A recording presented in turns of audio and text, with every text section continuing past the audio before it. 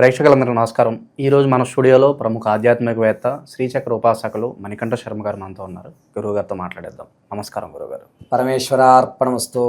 June మాసంలో మేషరాశి వారి పరిస్థితి ఏ విధంగా ఉండబోతుంది? ఏ విధమైన రెమెడీస్ చేసుకోవాలంటారు ఈ నెల? ముందుగా మేషరాశి వారి గురించి తెలుసుకునేటప్పుడు అశ్విని నక్షత్ర 4 పాదాలు, భరణి నక్షత్ర 4 పాదాలు, అదేవిధంగా కృత్తికా నక్షత్రం మొదటి పాదం వారు మేషరాశిలోకి ఇచ్చేస్తారు. మేషరాశి వారికి తాము మానసికంగా ఇబ్బంది పడుతూ మేధా సంపత్తు అంటే పక్క వాళ్ళందరూ కూడా ఇతను నమ్ముతారు, ఇతని మీద ఇతను నమ్మకం ఉండదు. పక్క వాళ్ళ నమ్మకాన్ని ఇతను నిజం చేసుకోవడానికి కష్టపడాలి. అతను మనకి వీళ్ళు విలువ ఇచ్చారు కదా, ఈ విలువను మనం కాపాడుకోవాలి కదా అనేటువంటి వ్యవస్థలోనే మేషరాశి వారు నడుస్తూ ఉంటారు. ఆడవారు సంతానయుక్తంలో ఎవరైతే ఉన్నారో వాళ్ళు చాలా జాగ్రత్తగా ఉండాలి. అదేవిధంగా వివాహం కావాల్సిన వారు, సంతానం కోసం చూస్తున్న వారు, వీరు ముగ్గురు చాలా జాగ్రత్తగా ఈ యొక్క నెలంతా కూడా ఉండాలి. వాస్తవానికి మేషరాశి వారికి ఏలినాటి శని, అర్ధాష్టమ శని ఈ రెండూ కూడా కలియుక్తంతో నడుస్తూ ఉన్నాయి.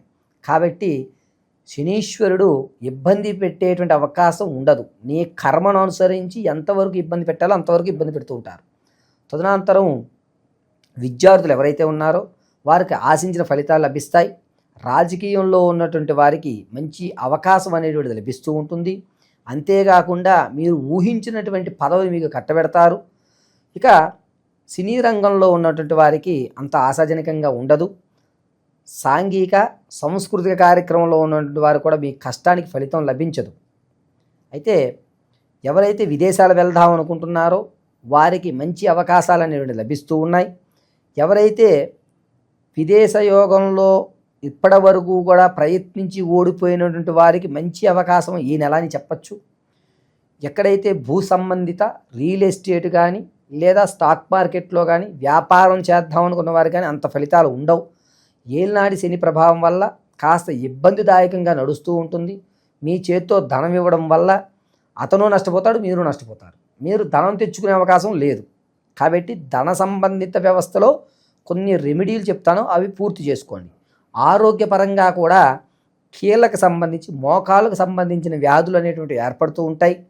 అంతేకాకుండా బ్రీత్ తీసుకుంటున్నప్పుడు ఛాతిలో నొప్పి వచ్చేటువంటి అవకాశాలు ఈ నెలలో చూస్తూ ఉంటారు మేషరాశి వారు. ఇక వ్యాపారం ప్రారంభం అనేటువంటి మాటే లేదు. కాబట్టి ఈ నెల కాముగా ఉండి జూన్లో అసలు ఏ వ్యాపారానికి కూడా శ్రీకారం చుట్టకండి. జూలై నెలలో ప్రారంభం చేసుకుందాం. ఎవరైతే భార్యాభర్తల మధ్య కీచులాట్లు ఉంటాయో వారు ఈ నెల కూడా అలాగే నడుస్తుంది. మధ్య వ్యక్తి రాడు, అలాగని చెప్పి మీరిద్దరూ కూడా కాంప్రమైజ్ అయ్యే అవకాశం లేదు. కోర్టు కానీ ఆకస్మికమైన ధనం కానీ ఎవరైతే ఉంటుందో దారి అయితే కనబడుతుంది, కానీ నమ్మకస్తుడు కాదు అని మీరే అతన్ని నమ్మరు. ఇక ఈ యొక్క మేషరాశి వారికి ఏలినాటి శని ప్రభావం వల్ల ఎప్పుడూ చూడనటువంటి కొత్త శివ దర్శనం అనేటువంటిది కావిస్తూ ఉంటారు.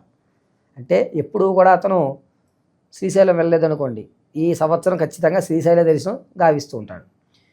ఏలినాటి శని ప్రభావం ఉండడం వల్ల ప్రతి నిత్యము కూడా ఈ యొక్క మేషరాశి వారు ఉదయం లేవగానే ఆదిత్యాయ సోమాయ మంగళాయ బుధాయ చ గురుశుక్ర శనిభ్యశ్చ రాహవే కేతవే నమః అని చెప్పి కాస్త నీళ్లు తీసుకుని రావి చెట్టు మొదట్లో వదలడం, లేదా నీలాంజన సమాభాసం రవిపుత్రం యమాగ్రజం ఛాయా మార్తాండ సంభూతం తం నమామి శనీశ్వరం అని చెప్పుకొని రావి చెట్టు మొదట్లో నీళ్లు ఈ సంవత్సరాంతం వదలడం మంచిది. ఈరోజు ఆ రోజున లేదు, రోజు వదలాలి. ఒకవేళ ఇవి రెండూ కూడా మాకు గుర్తుండవు గురుగారు అనుకున్నటువంటి వారు క్లీం శ్రీం శ్రీం అని ఈ 3 బీజాక్షరాలు చెప్పుకుని నీళ్లు 54 సార్లు రావి చెట్టు మొదట్లో వదలండి. శని ప్రభావం అనేది తగ్గి మంచి ఫలితం అనేటువంటిది ఏర్పడడానికి అవకాశాలు కలబడుతూ మిమ్మల్ని పరమేశ్వరి రక్షిస్తూ ఉంటుంది. ఇక బంగారం, వస్త్రాలు, విలువైనటువంటి వస్తువులు, వీటి పట్ల మీరు ఇప్పటి వరకు ఎలా ఉన్నారో అలాగే ఉండడం, కొత్తగా బంగారాన్ని కానీ కొత్త వస్తువులు కానీ కొనేటువంటి అవకాశం ఏర్పడుతుంది. నూతన కార్యక్రమాల్లోకి శ్రీకారం చుడతారు. శుభ కార్యక్రమాలు ఏవైతే ఉంటాయో వాటిలో మీకు పెద్దపీట వేస్తారు. అంత బాధ్యత వాడికి ఇచ్చేయండి, మనకి ఇబ్బంది ఏమి లేదు, వాడే చూసుకుంటాడని నమ్మకం కలుగుతుంది. పైగా మిమ్మల్ని నమ్మేటువంటి వారి యొక్క నమ్మకాన్ని మీరు నిలబెడతారు. ఈ మేషరాశి వారు ఈ సంవత్సరాంతము శనీశ్వర ఈశ్వర దర్శనాలు ఇవి రెండూ కూడా ఖచ్చితంగా చేయడం మంచిది.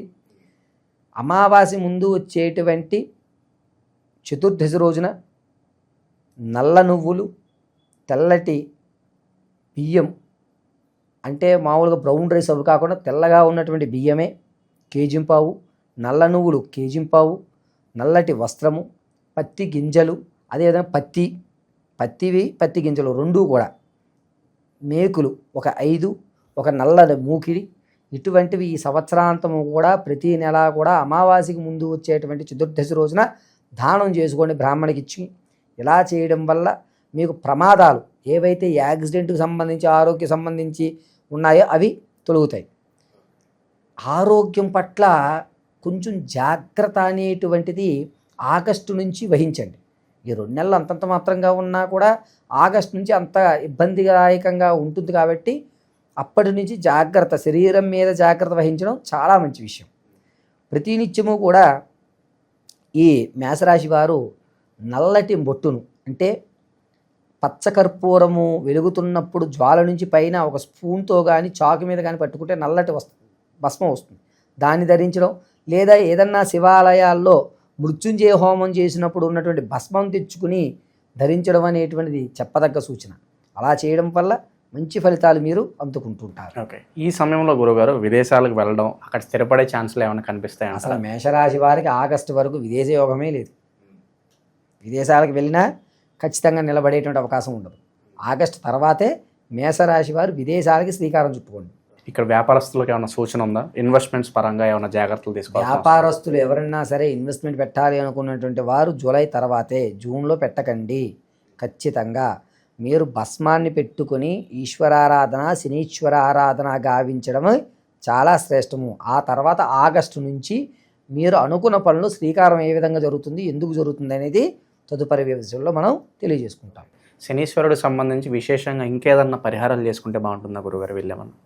శనీశ్వరుడు నువ్వుల నూనెకి ప్రీతిప్రాత్రుడు కాబట్టి నువ్వుల నూనెతో స్వామివారికి అభిషేకం చేయడం చెప్పాను కదా. అమావాస్య ముందు వచ్చేటువంటి రోజున దానం చేయడము చాలా మంచిది. ఒకవేళ ఈ రెండిట్లకి మేము చేయలేము గురువుగారు, ఏం చేసుకోవాలి అనుకుంటే కనుక ఇంట్లో చపాతీలు చేయించి దాన్ని ఆవుకు తినిపించండి. అది కూడాను కపిల గోవుకు మాత్రమే ఈ మేషరాశి వారు చపాతీలు తినిపించడం వల్ల మంచి ఫలితాలు అందిపుచ్చుకుంటారు. ఓవరాల్గా జూన్ నెలలో మేషరాశి వాళ్ళకి ఏ విధంగా ఉండబోతుంది, ఎలాంటి రెమెడీస్ చేసుకోవాలి, మీ మాటల్లో చాలా బాగా వివరించారు గురుగారు. పరమేశ్వర అర్పణం.